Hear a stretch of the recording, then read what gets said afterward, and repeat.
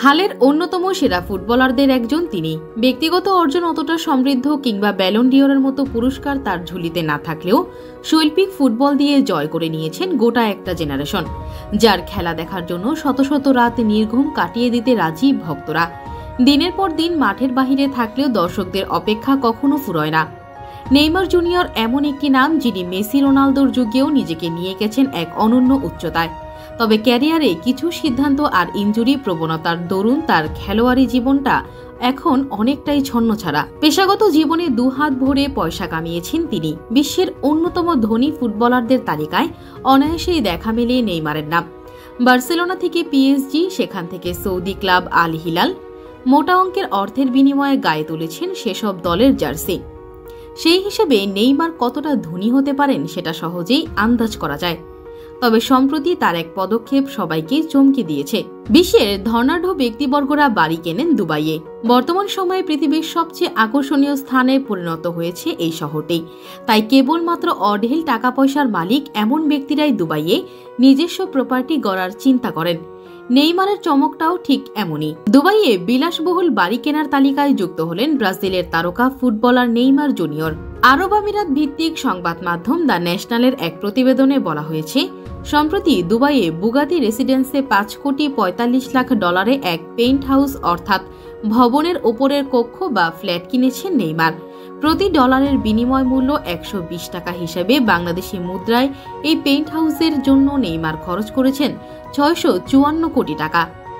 বুগাতি residence নামের ভবনটিতে ভূমধ্যসাগরের Riviera অঞ্চলের আদলে তৈরি করা হয়েছে কৃত্রিম সি বিচ, রয়েছে সুইমিং পুল, ফিটনেস ক্লাব ও গাড়ি পার্কিংয়ের বিলাসবহুল ব্যবস্থা। অ্যাপার্টমেন্ট থেকে উপভোগ করা যায় দুবাই শহরের মনোরম দৃশ্য। এছাড়াও ব্যক্তিগত পরিবহন সেবা থেকে শুরু করে বিভিন্ন ধরনের চাহিদা পূরণের ব্যবস্থা থাকবে বলেও জানা গেছে। এসব সুযোগ সুবিধা শুধুমাত্র এই ভবনের বাসিন্দাদের জন্যই। তবে এটির নির্মাণ কাজ এখনও চলমান, যা সম্পূর্ণ রূপ পেতে আরও বছর 3 সময় লাগতে পারে। দুবাইয়ের আবাসন খাতে বিনিয়োগ প্রতি বছরই বাড়ছে। সংযুক্ত আরব আমিরাতের বিনিয়োগ প্রত্যাশী নীতির কারণে এই পরিস্থিতি সৃষ্টি হয়েছে।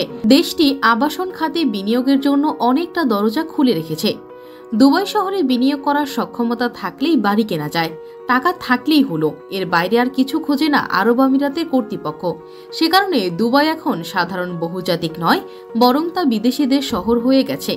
বলতে গেলে 3 মিলিয়নের বেশি বা 30 লক্ষাধিক মানুষের দুবাই শহরে আমিরাতিরা সংখ্যালঘুতে পরিণত হয়েছে। তারা এখন মোট জনসংখ্যার মাত্র 8%। ট্যাক্স অবজারভেটরির প্রতিবেদনে বলা হয়েছে, 2022 সালের দুবাই শহরে বিদেশিদের মালিকানাধীন আবাসনের মূল্য ছিল 121 বিলিয়ন বা 12,100 কোটি ডলার। 2020 সালে যা ছিল 98 বিলিয়ন বা 9,800 কোটি ডলার। অর্থমূল্যের বিবেচনায় দুবাই শহরের আবাসন খাতের 43% এখন বিদেশিদের দখলে। আর সেই কাতারে নাম লেখালেন নেইমার জুনিয়র। নেইমার তার জীবনের বড় একটি সময় ইউরোপের লিগে খেলেছেন। স্পেনের বার্সেলোনা ও ফ্রান্সের পিএসজিতে খেলার পর 2023 সালে তিনি সৌদি আরবের আল হিলাল ক্লাবে নাম লেখান। ক্লাবটির সঙ্গে নেইমারের 2 বছরের চুক্তি হয়েছিল।